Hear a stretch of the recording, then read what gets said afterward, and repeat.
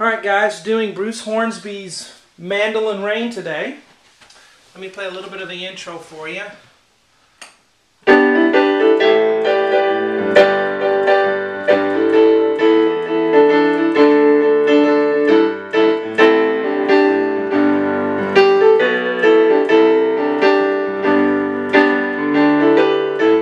Okay, I just played up to right here. I just did the first part of the intro.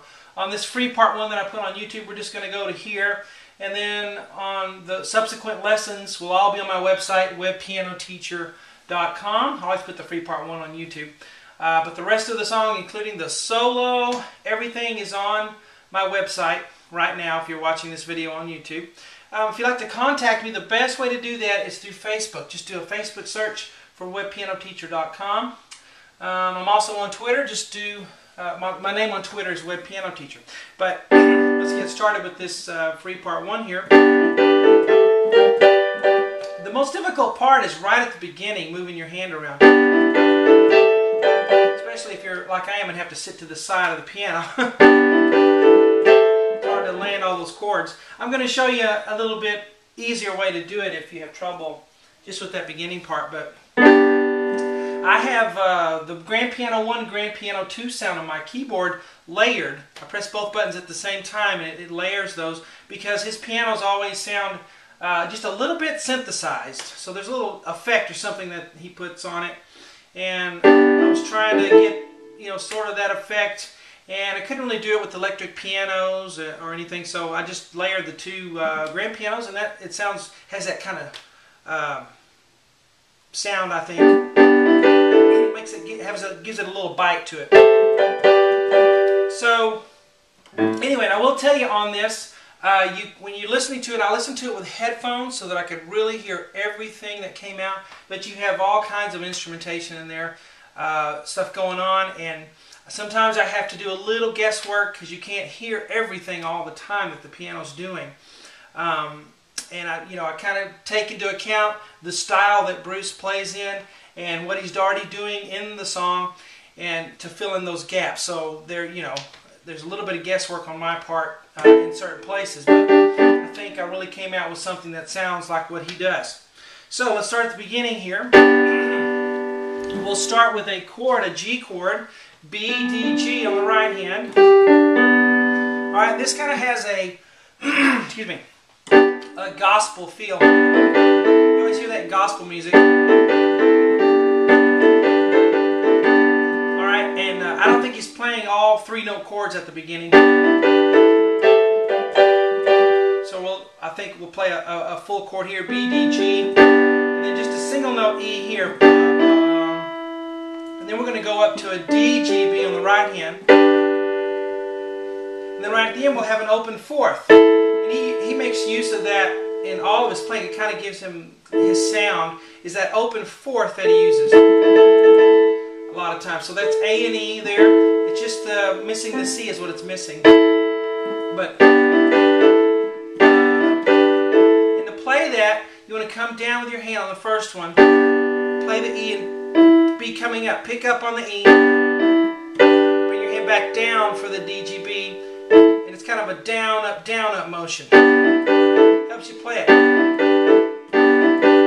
Now if you have trouble doing that, you can go just play a single E here. I think will help that, not having to play an A there. And then you don't miss it too much. But I do think he plays a fourth there on the end. And this right here, a little grace note. Okay, if that's hard for you, you can leave the G out and just play the chord. Alright, but I'm going to play the G as a grace note. So I actually end up playing the G, the C, and the E at the same time, and then flipping the G to an A. Like that. So it's a lot of picking up and dropping. Alright, so now on the left hand we have an A. Now you cannot hear the left hand on the piano in this. Maybe if you got a computer and analyzed it. But I can't hear any left hand. So I'm going off, what else is there to go off of but the bass guitar. And I hear A, G. So any bass notes that you see are from what I hear the bass guitar doing. And so, I assume, he's got to be playing that. You can't play a different bass note than the bass guitar. It wouldn't sound right. You can play an octave. I like to do octaves. You could also put a fifth in there sometimes if you want. So if you see an A and you want to put an E in the middle, that's fine. If you see a G octave and you want to put a D in the middle, put the fifth in there. That works sometimes. But most of the time I just play the octave. Okay? So, we have, and then we're going to do a big G chord 2 times. So it's G, B, D, G, 2 times, 1, 2, and then I'll play it again. I didn't write the chord again, I just put a vertical line down. Whenever I do that, it just means play the chord you've been playing again. And then you play it 2 more times, 1, 2, and then you play it another time here. And then we have E and A. There's that open fourth I was talking about. And then A and D. So 1, 2, goes to the fifth there. So the right hand is.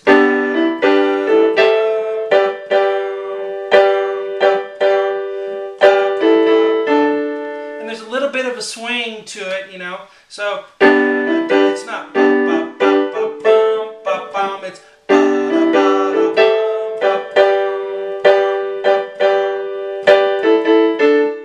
Okay, so you might want to practice that a while.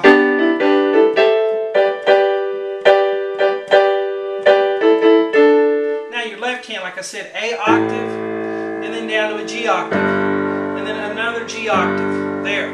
So in slow motion, and you're going to play the octave with the chord it's under, okay? I'm going to assume you guys know a little bit about piano if you're trying to play this thing. Alright, so I may not get too elementary. I assume you played the piano a little bit before if you're doing this. So, see, ba, ba, ba, ba, ba, that's together. Alright, so everywhere you see the left hand underneath it, you play those together. So,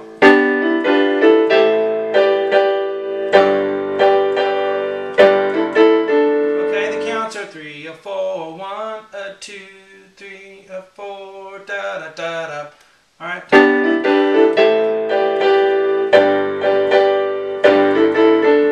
Now, of course, on the left hand, instead of just playing octaves, you can do a little vamping on that between your pinky and your thumb.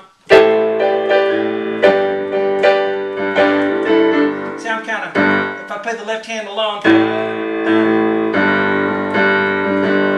just kind of fill it in there. It's fine as long as you change. When it's time to change octaves, change, and you can do whatever in between, doesn't matter. There, because we can't hear the left hand on the recording, and it helps to fill out the rhythm to do that. So now one more time. Let's do this first part. 1, 2.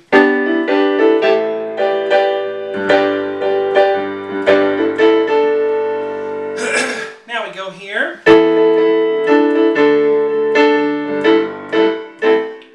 Place where you hear the bass guitar change to G there, so that's where I'm getting that G. You may think, oh well, it sounds good to stay on D, but if you listen to the bass guitar, it goes to G, and that's, if that's all we have to go on, then put the G there. Now we have just some rhythmic things. Now on this kind of thing where you have repeated notes and everything, it's very important that you have accents in there. It's not just like a jackhammer. He kind of da da da da da da da da da da. All right, because everything's not full strength. That's why it's sometimes hard to hear if there's a chord in there or not. I'm thinking, oh, did he actually play there? Is that the mandolin, or is that maybe a keyboard sound that they came in and patched in later? They do all kinds of weird stuff with recordings, just for the album version. Even sometimes it'll throw you for your loop if you're trying to figure out something. And they got 2 pianos in there, and you figure out, oh, there's a second piano playing. No wonder this sounds so hard. They brought in a second piano and pasted it over the top of everything, which may sound good in the album version, but if you're trying to figure out how to do it in one piano. So on the accents, we'll do that in a second. Let's get the notes down first. We have E and A 3 times, 1, 2, 3, and then D and A 2 times, and then E and A 1 time, and then 6 times times on the D and A. 1, 2, 3, 4, 5, 6. And then E and A together 2 times. 1, 2. So it's 1, 2, 3, 1, 2, 1, 2, 3, 4, 5, 6, ba, ba. Now you have to count those when you first start, but after you get it kind of down, just try to feel it and not be a counter. Okay? It's just. When I'm accenting that, I'll go slow.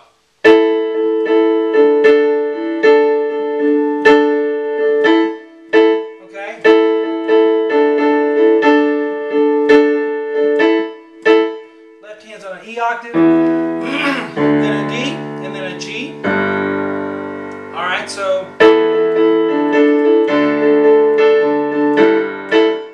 is what it does. When you slow it down, this may sound like it just sticks out and you go, what in the world? But in the context of the song, and especially with the other instruments, if you played along with the recording and did that, it would just sound great. Sometimes it takes that orchestration behind you to sound like the album version.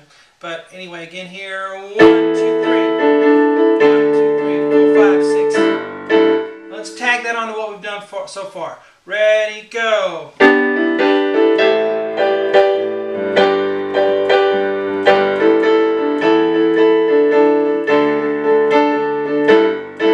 Alright, and then here we're going to have.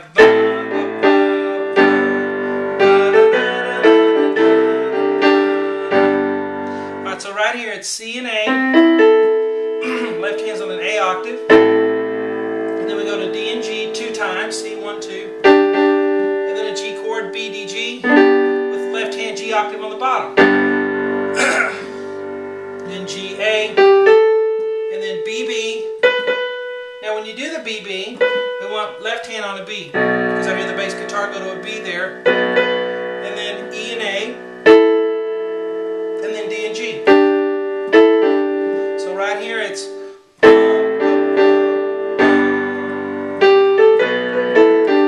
it again. Ready, go. Let's tie that to what we have so far. 2 or 1, 2.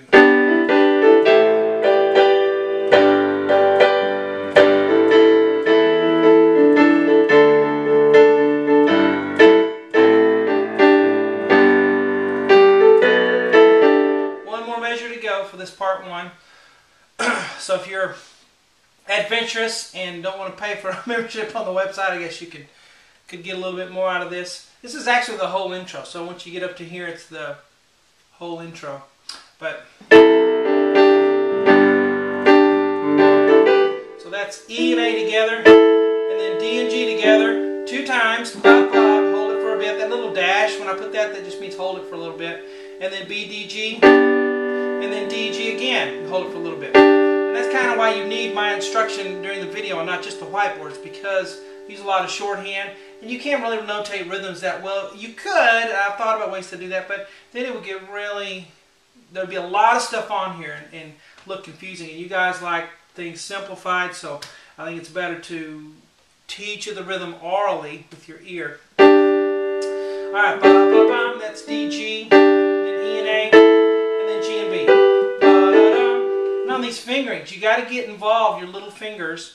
You know, so here I'm doing 1 and 3, and then 2 and 4, and then 3 and 5. So alright, left hand C octave, G octave, D octave. So okay, let me do that slow for you. 2, ready, go.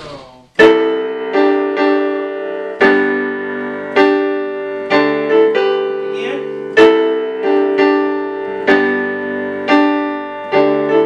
Let's tie it together from the beginning. Slow, ready, go.